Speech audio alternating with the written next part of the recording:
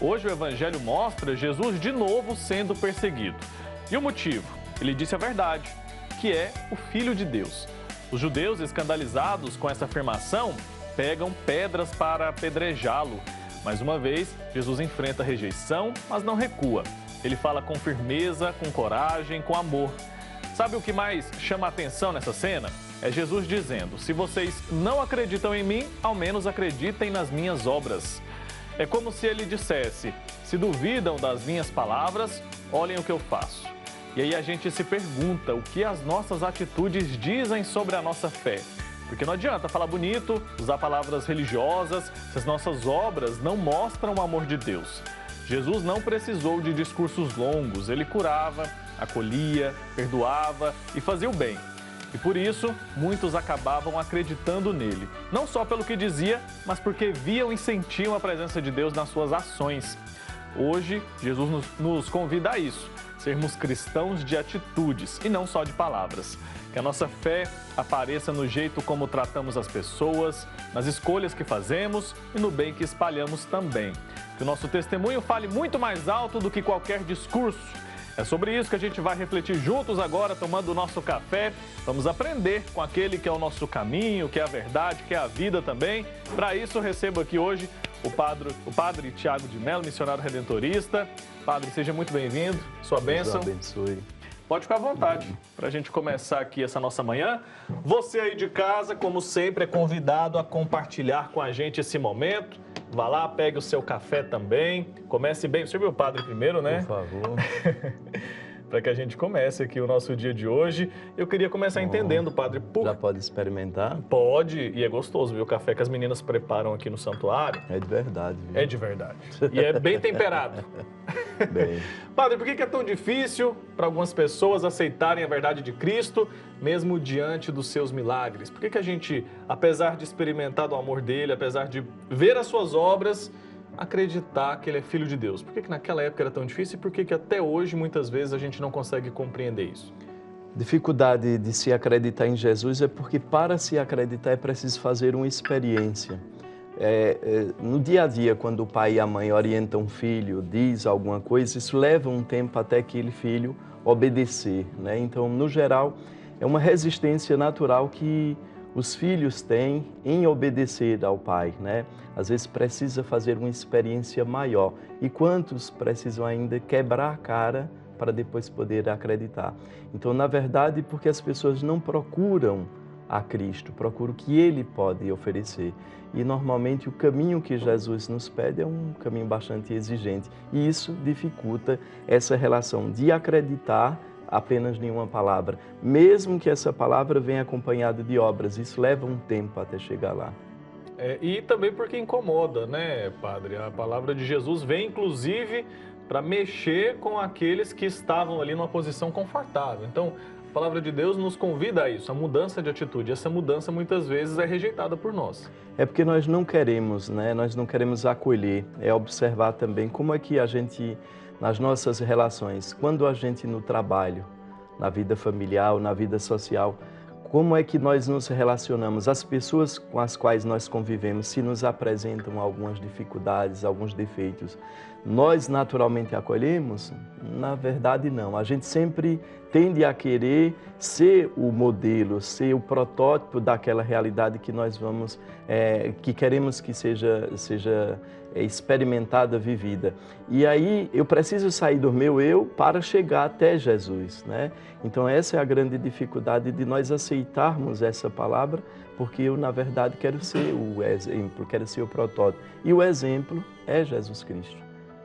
E aí entra em contradição, né? Entra em dificuldade porque eu não quero aceitar que eu sou uma pessoa a ser construído pela palavra do Pai. Certo. Por que os judeus queriam apedrejar Jesus nesse evangelho de hoje? O problema dos judeus com relação a Jesus é porque eles não compreendem esse sinal, né? Eles não compreendem. Jesus apresenta aí suas obras. Eles apenas ficam na exterioridade das coisas, na superficialidade das coisas, nas periferias das coisas. Então eles vão a uma sequência para reconhecer em Jesus apenas aquilo que tem assim: eu sou de família tal, eu sou sobrenome tal, eu sou de linhagem tal. E eles estão muito limitados a isso, não conseguem perceber que quem vai identificar Jesus não é só isso, são elementos que ajudam, né, que confluem, mas eles precisam conhecer em Jesus a obra. E Jesus vai dizer: o que é que eu estou fazendo de errado, né, nessa situação? Olhem as minhas obras. Então, assim, ninguém pode ser contra Deus se está fazendo o que Deus pede, o que Deus orienta. Então, ali, ele já apela, na verdade, para uma dimensão de filho de Deus na perspectiva geral. Todo aquele que ouve e pratica a palavra de Deus, ele é considerado, ele é indicado como filho de Deus. E, no caso dos judeus, não, eles vão observar apenas as regras, né? As 113 leis, se Jesus está cumprindo ou descumprindo essa ou aquela. Então, a perseguição em Jesus é porque Jesus ultrapassa os limites da lei, ultrapassa os limites das regras, ultrapassa os limites dos mandamentos. Jesus avança, ele vai para outros campos. E isso é um incômodo para um grupo que ainda é apenas observante e não um grupo que vive essa palavra. Então era um povo, pelo que o senhor está dizendo, muito apegado às leis. Às regras. Então, isso dificultava neles o entendimento daquilo que Jesus estava dizendo e daquilo que Jesus estava fazendo. E que não é diferente hoje, né? Não é diferente hoje porque hoje nós percebemos muitos cristãos católicos que se intitulam católicos e se ufanam em ser católicos apostólicos romanos, mas ficam apenas nas regras. E regras não para viver, porque se você tem a regra e você a vive com o Espírito, isso é virtuoso, isso é muito bom. Jesus mesmo diz: eu vim para confirmar a lei.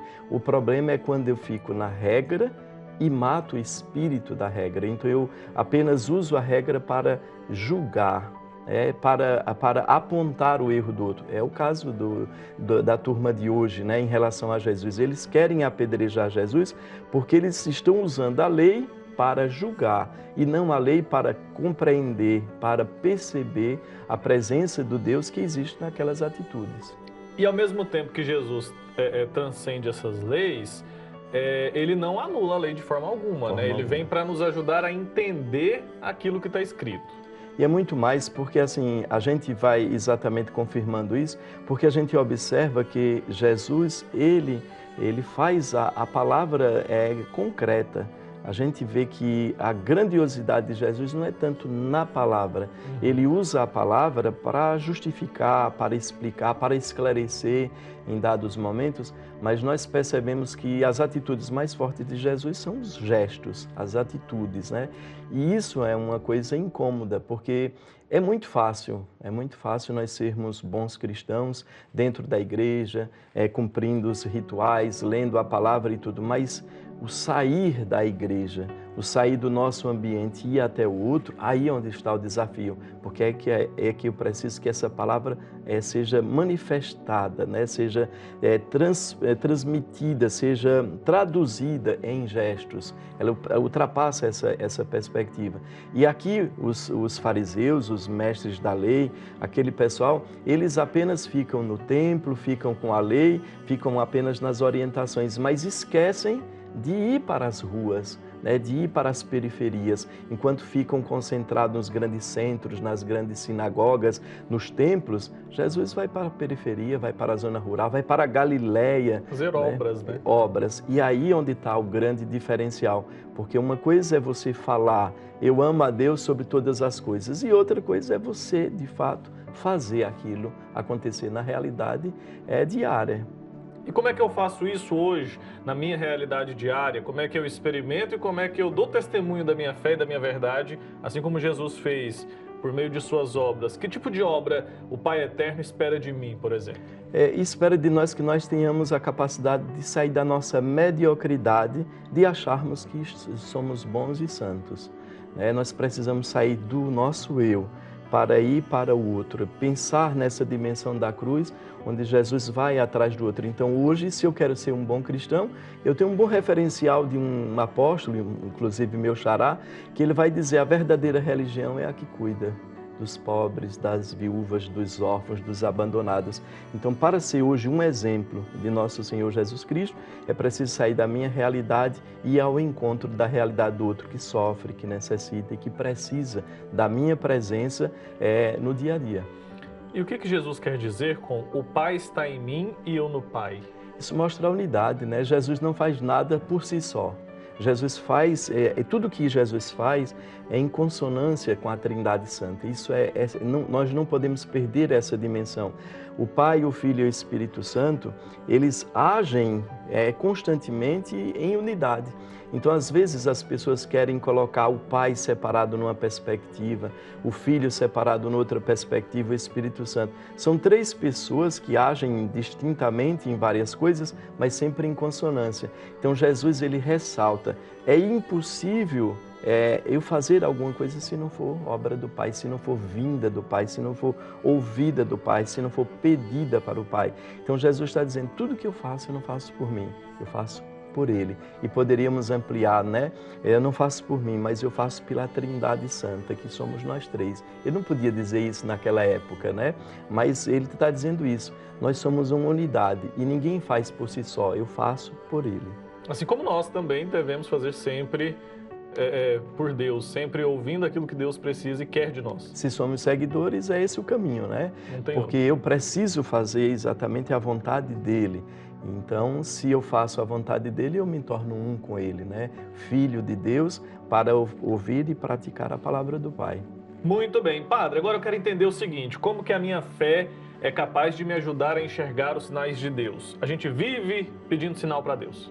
E aí, a gente espera um sinal muito majestoso, né? Algo muito surpreendente, esplêndido. E às vezes o sinal de Deus ele vem de uma maneira sutil, de uma maneira discreta. Como que a nossa fé pode colaborar para que a gente consiga enxergar, entender o sinal que Deus manda? Isso é um processo muito mais profundo, né? As pessoas elas buscam um milagre e vão na mesma linha de São Tomé. Né? Qual é o problema de São Tomé? Ele quando se encontra com Jesus, ele diz, creste porque me viste, tocaste, né? Bem-aventurados são aqueles que creem sem ter visto. Então, o problema da nossa humanidade, o problema dos cristãos, é querer o espetáculo, é querer aquilo que chama a atenção, o extraordinário, aquilo que mexe, que atrai.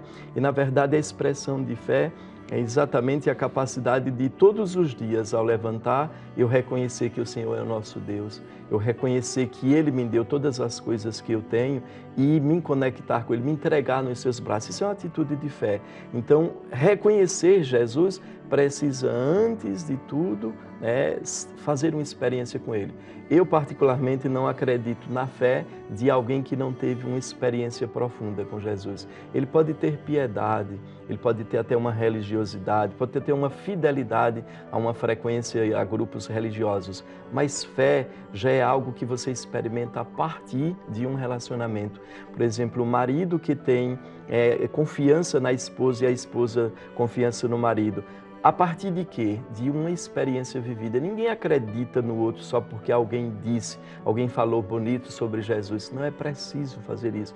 Então, se as pessoas não fizerem essa experiência profunda, íntima com Jesus, dificilmente eles acreditarão. Perfeito. Outra coisa que chama atenção nesse evangelho, e nessa semana a gente tem visto isso com frequência, é a paciência de Jesus apesar da rejeição. O que isso nos ensina também? Aí está o grande desafio para nós, né? Porque Jesus nos ensina a cada gesto, a cada ato. E ser paciente, eu acho que é uma das coisas que eu, particularmente, eu sou conectado a 120 por hora. Eu gosto das coisas para ontem, né? E assim, é preciso que a gente se policie, preste atenção exatamente nisso, porque isso tem que ser uma prática, né? Isso tem que ser um exercício. E Jesus, ele é pleno dessa graça, né? Jesus, ele tem essa paciência porque ele busca, ele se esforça, ele faz o exercício diário da oração, da contemplação. Você vê que o pessoal diz, mas por ser Jesus, mas ele fez 40 dias no deserto de jejum, de oração, fazia sempre as suas preces. Olha os exemplos lá em cima nos montes. montes com Tiago, Pedro e João, Jesus ficava nas madrugadas rezando antes de ir para a missão. Então, por exemplo, se dentro da minha casa tem algo que me tira a paciência, eu preciso pedir essa graça a Deus, né? Eu preciso tomar consciência que nas minhas atitudes eu preciso ser mais sereno, eu preciso ser mais paciente. Então é algo que eu vou exercitando e sozinho eu não consigo, eu preciso da graça. Eu preciso da graça porque às vezes nós temos um gênio impetuoso que vai nos colocar em outro. Eu explodo com facilidade, eu falo logo, tenho já a resposta na ponta da língua. E aí eu preciso pedir a graça a Deus para me conter. Então isso não é apenas uma coisa que assim, eu peço a paciência e já vem logo. É um exercício que com a graça de Deus eu alcanço. Então eu posso pedir para Deus para que Ele me dê paciência, para que Ele me dê sabedoria. Todos os dias, todos os momentos, né? Que é da nossa natureza também, né, Padre? É da nossa natureza querer tudo para ontem, como o senhor disse, é da nossa natureza reclamar quando as coisas não saem como a gente quer, é da nossa natureza também partir para cima daquele que nos rejeita, e não foi isso que Jesus fez. Então fica mais esse ensinamento também nesse evangelho de hoje, né? Que a gente consiga ser pessoas mais serenas, mais pacientes, independente da situação. É uma das coisas que, para mim, particularmente, desde cedo eu já percebi isso, né? E eu precisei muito, até inclusive fazer terapia, alguns estudos para me entender, porque como eu sou muito acelerado, e aí eu preciso perceber que eu é que sou assim. O outro não precisa ser. Eu preciso compreender que o outro pode ser a 60 por hora, né? E aí, que o outro pode ser um pouquinho mais lento. Mais lento. E aí o que é que acontece? É claro que eu não vou voltar para ser 60 por hora, mas eu preciso voltar um pouco e ajudar com que esse meu irmão vá para um ponto de equilíbrio, onde eu recuo um pouco e ajudo com que o outro vá. E aí nós temos o equilíbrio. Mas esse é um processo, de fato, para a vida. Se nós tomarmos consciência, isso ajuda demais. Principalmente compreender o lado do outro. Então, reconhecer, eu sou acelerado, então eu é que preciso desacelerar um pouco. E motivar a partilhar, porque eu acho que quando você também expõe as suas limitações, as suas fraquezas, o outro também vai te compreender, né? Vai perceber você com outro olhar. Então, eu acho que o diálogo ajuda muito a gente também a ter um processo de paciência, porque aí eu vou ter paciência porque eu te entendo, que não é só porque você quer, mas é porque também é uma limitação, né? A nossa genética nos arrumou dessa forma. Então isso é um processo de entendimento também. Eu acho que uma boa ajuda psicológica e boas orações nessa perspectiva ajuda a gente a encontrar caminhos. E a gente ser diferente também daqueles com quem a gente convive é bom, né? Porque a gente percebe que não tem só o nosso modo de fazer as coisas, que não só o nosso modo tá certo, e as pessoas também nos ajudam a melhorar, né? Porque ser tão acelerado, talvez, não é tão bom o tempo todo. E assim como a pessoa que é um pouco mais lenta também não é tão bom o tempo todo. Então, a gente vai se complementando. O equilíbrio, né? Exatamente. O equilíbrio. E é bom porque nós, graças a Deus, nós temos pessoas diversas, distintas, né? E aí o que é importante nisso é a capacidade do respeito, né? De saber que o outro é diferente de mim e eu preciso ter paciência e compreensão com ele. Porque é muito bom. Eu acho que, imagine se a humanidade nós tivéssemos a mesma altura, a mesma estatura, né? Se nós tivéssemos as mesmas virtudes, se tivéssemos os mesmos defeitos, seria uma sociedade um tanto complicada. E graças a Deus nós temos altos, magros, pessoas que são proativas, pessoas que são mais contemplativas e assim por diante. Então, graças a Deus nós temos uma multiplicidade. O que é interessante é como nós vamos colocar isso em um tabuleiro só. E conviver todo mundo, né? Com paciência, com a paciência que Cristo nos ensina. A gente tem uma reportagem agora que exemplifica o que a gente está tratando aqui. O poder do Pai Eterno pode ser sentido todos os dias pelos devotos. Ele é capaz de agir para nos guiar pelo melhor caminho, restaurar a nossa fé e curar todas as feridas. Aquele que crê em Cristo, melhor dizendo, tem sua vida transformada, como o Edmilson, que a gente vai conhecer agora. Esse fiel já passou por várias provações, mas a fé sempre o livrou de todos os males. Nós temos uma reportagem sobre esse assunto, acompanhe. Nascido em Palmeiras de Goiás, o seu Edmilson carrega no coração uma grande devoção ao Pai Eterno e a certeza desse amor em sua vida. Desde que conheceu a capital da fé, no centro-oeste do país, se apaixonou e sonhava em morar na região. Até que em 2023 ele conseguiu realizar esse desejo e trouxe toda a família. Falar sobre a própria fé é sempre emocionante. Graças a Deus, nós éramos 9 irmãos e a gente sempre, em Deus de pequeno, era muito devoto de Divino Pai Eterno. Todo ano a gente vinha para as festas, a gente vinha comemorar e graças a Deus, hoje eu estou aqui para contar o que o Divino Pai Eterno já fez na nossa vida. Há 25 anos, o seu Edmilson precisou lutar muito pela vida. Os médicos disseram que seu estado de saúde era muito grave e que, devido ao apêndice ter estourado, era questão de horas para ele ter uma infecção generalizada. Mesmo em meio ao medo, às fortes dores e à incerteza do amanhã, ele resolveu confiar, como todas as vezes. Eu era bem novo, eu tinha uns 23 anos, 23, 24 anos. Aí sentia aquelas dores fortes, muito forte. E antigamente a gente não ia no médico fácil. Aí quando a gente chegou aí no médico, o médico falou assim, chamou a minha família e falou, o problema dele é gravíssimo. Então, da minha parte, está desenganado. Não vou mandar aí para Goiânia, porque não tem cura mais. E aí eu falei assim, aí eu já veio meu pai, a minha mãe, na época eles eram vivos, assinou minha mulher e falou que não, agora que seja feita a vontade do Divino Pai Eterno. E graças a Deus eu operei, foi um sucesso minha cirurgia, foi um milagre. A fé renova e transforma tudo. Prova disso é o Diogo, sobrinho querido do Edmilson, que enfrentou um problema delicado de saúde. Emocionado, o tio dá detalhes do que aconteceu e como ele também foi curado pela fé no Senhor. Ele sofreu um acidente com um cavalo e foi laçar um boi. O cavalo, por incrível que pareça, o cavalo não aguentou o peso do boi, ele caiu, não sei porquê. Meu sobrinho caiu com a cabeça debaixo do cavalo. E o boi saiu arrastando ele com o cavalo e tudo. Aí o que aconteceu? A face dele saiu tudo.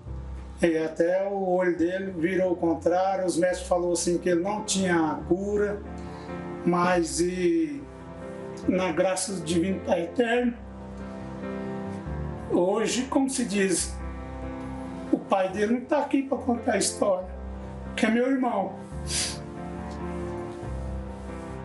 Mas ele foi curado.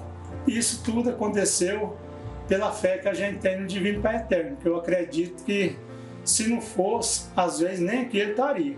No ano passado, ele também passou por um problema sério na coluna e nem na própria casa conseguia caminhar direito. Já são 6 meses se recuperando da cirurgia, agradecendo diariamente pelo presente que é viver. Chegou o ponto que o médico falou, você pode parar, porque não tem condições mais. Aí eu tomava um remédio mais forte que a morfina 2 vezes mais, para mim poder dar conta de andar um pouquinho dentro de casa. Chegou o ponto que eu nem andava mais, andava um pouquinho, já caía, segurando nas paredes, tomando os remédios fortes demais da conta. Mas aí, graças a Deus, o Divino Pai Eterno me deu essa cura, eu fui liberto dos remédios, hoje eu não tomo remédio nenhum mais. É o Pai Eterno que conduz a vida desse devoto. Ele aprendeu a confiar e a colocar todos os seus planos nas mãos do Criador. Sem esse amor infinito e incondicional, o seu Edmilson não consegue viver. E ele até se emociona ao perceber que ele e a própria família são abraçados por esse Deus de amor em todos os momentos da vida. Pelos problemas de saúde que eu já tive, jamais eu pensei que eu podia chegar aos 56, 57 anos que eu tenho hoje. E estou aqui firme, graças a Deus. Por mais que seja sério o problema de saúde de todos, mas que peça com fé, que você receberá, que Deus nunca vai te abandonar. Ele nunca me abandonou. Nos momentos mais difíceis que eu achava que talvez eu não resistia, eu resisti e fui salvo e estou aqui hoje para contar para vocês o tanto que Deus, o Divino Pai Eterno, foi poderoso e milagroso na minha vida. Graças a Deus.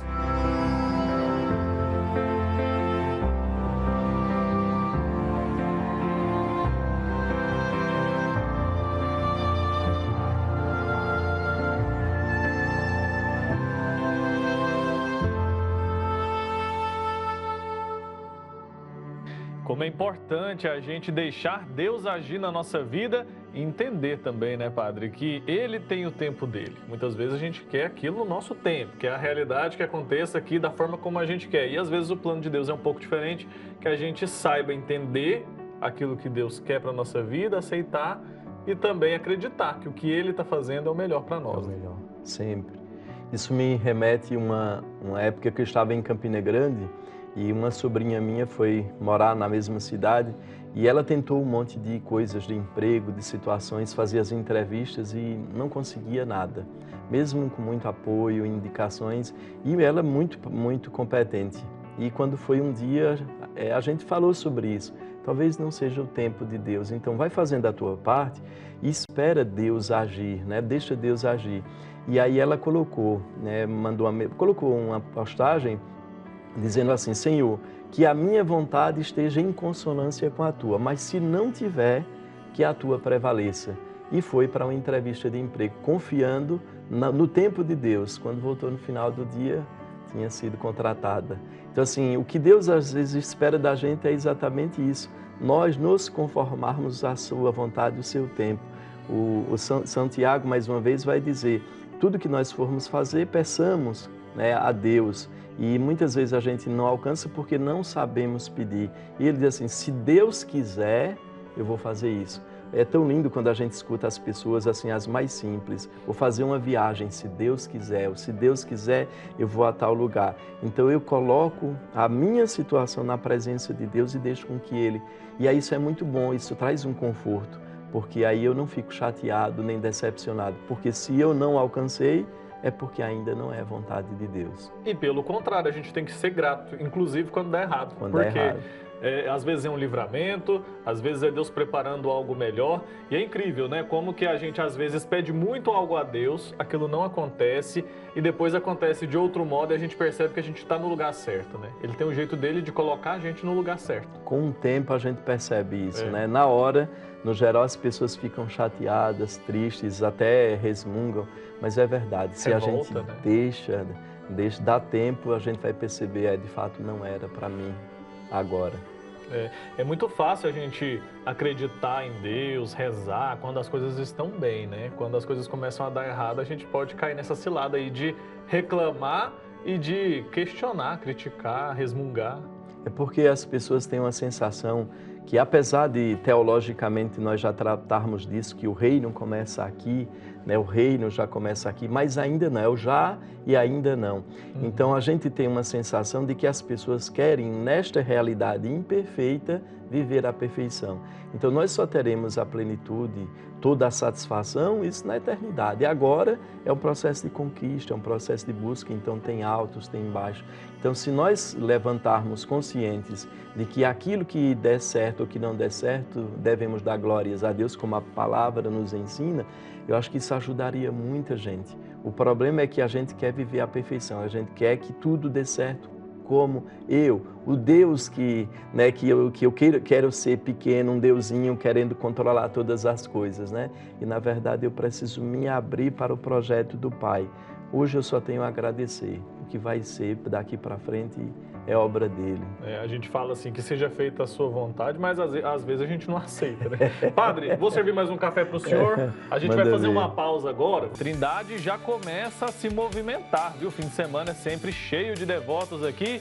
Pessoal que vem do Brasil inteiro, né, Padre? Para experimentar aqui, ter um momento de intimidade com o Pai Eterno. E tanto o Santuário Basílica quanto a Igreja Matriz estão preparados para receber todo mundo.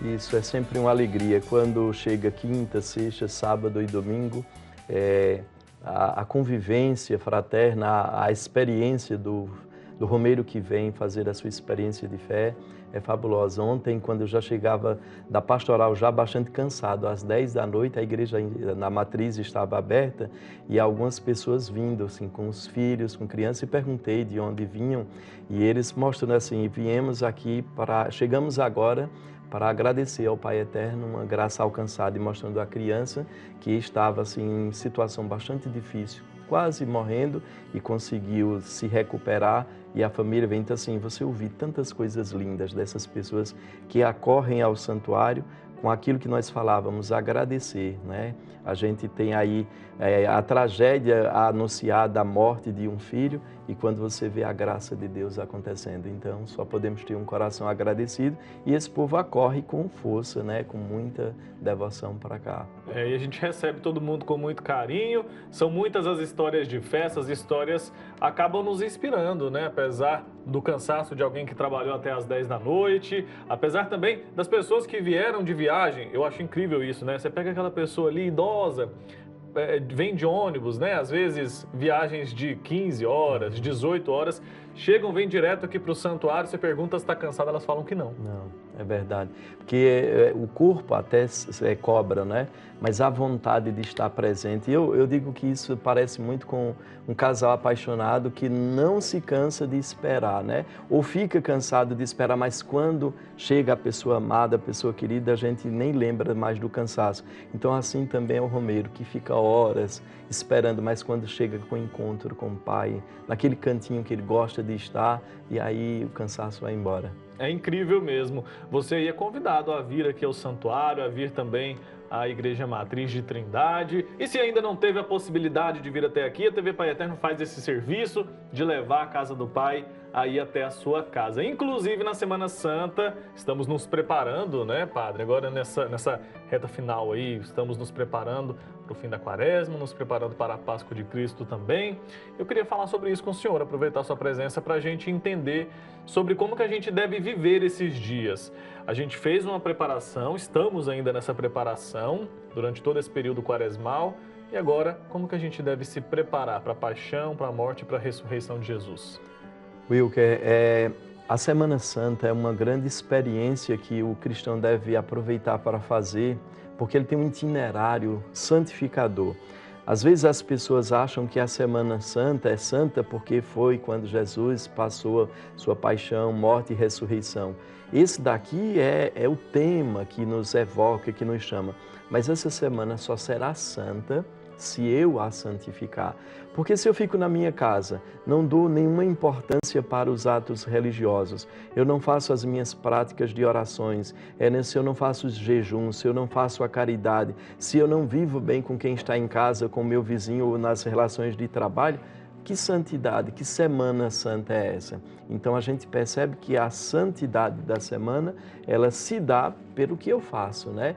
Então, para viver essa Semana Santa, é preciso que eu olhe cada momento. A entrada de Jesus em Jerusalém, aquele povo acenando, hosana nas alturas. Ali é uma aclamação aos céus, um reconhecimento da grandeza daquele homem que vem para nos salvar. Então, assim, eu estou reconhecendo, eu estou acolhendo com efusão, com alegria, nosso Senhor Jesus Cristo no Domingo de Ramos. É preciso observar que cada dia ela tem sua particularidade, sua espiritualidade e nos ensina muito, se eu tomo consciência do que é que eu estou vivendo. Perfeito. Então, Semana Santa, vale a gente reforçar isso, né? Semana Santa não é para ser um feriado para o católico, não é para ser um feriado para o cristão, né? Exatamente. Feriado é para quem é pagão, né? Para quem é pagão é feriadão, mas para quem é católico, quem é cristão, é exatamente uma semana para que eu possa me santificar mais, olhando como exemplo nosso Senhor Jesus Cristo. Então, como disse, de Domingo de Ramos até o Domingo de Páscoa, eu tenho um itinerário santificador e que se eu observo e se eu celebro, eu faço com que a minha semana seja tão santa como a semana que Jesus viveu. E que a gente viva a Semana Santa, não apenas passe por ela, né? Agora, eu queria que o senhor falasse especificamente das celebrações que a gente vive na quinta, na sexta, no sábado. Como que a gente pode se preparar para essas celebrações e de que modo que a gente deve viver esses dias? Então, Wilker, nós temos aqui na Semana Santa, como a gente fala, começa com as atividades com o Domingo de Ramos, né, na celebração, procissão, bênção dos ramos. Depois, cada paróquia organiza, ou cada região organiza um itinerário durante a semana. Mas a grande maioria dá ênfase aos 3 dias principais, que é o tríduo pascal, né, que é a Quinta-feira Santa, a Sexta-feira, o Sábado de Aleluia, e a gente conclui com o Domingo de Páscoa. E o que é que acontece? Então, na quinta-feira é celebrado a ceia, a instituição da Santa Ceia. Então, 2 momentos, normalmente, quem tem sedes diocesanas, pela manhã os bispos celebram a missa da unidade, os Santos Óleos, uma celebração muito importante, né, que mostra a unidade de todo o presbitério com o seu bispo, o seu pastor. E à noite, né, final da tarde e à noite, as comunidades celebram exatamente o lava-pés e a instituição da Eucaristia. Então, um momento especial que nós vamos receber Jesus como um pão eucarístico, mas antes ele vai nos ensinar a servir, lavar os pés dos outros, descer até as misérias dos outros para servi-lo. Jesus, ele não olha se o Wilker merece ou não ser lavado os pés. Ele sabe que o Wilker precisa ser lavado os pés. E a gente precisa compreender isso na Quinta-feira Santa, né? É uma atitude, um gesto de amor.